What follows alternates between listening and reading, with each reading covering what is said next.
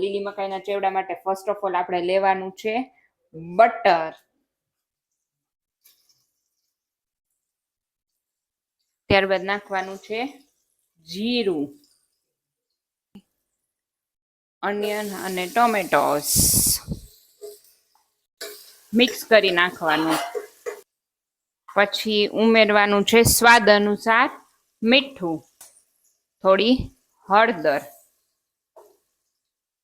મરચું. ત્યારબાદ ઉમેરવાની છે મકાઈ. પછી એડ કરવાનું છે પાણી. મકાઈમાં નાખી દીધું છે પાણી અને હવે આપણે કુકરનું ઢાંકણ બંધ કરીને 5 વિસલ વગાડી લેશું.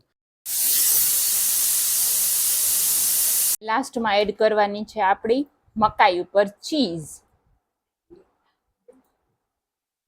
તો સરસ મજાની મકાઈનો ચેવડો થઈ ગયો છે રેડી.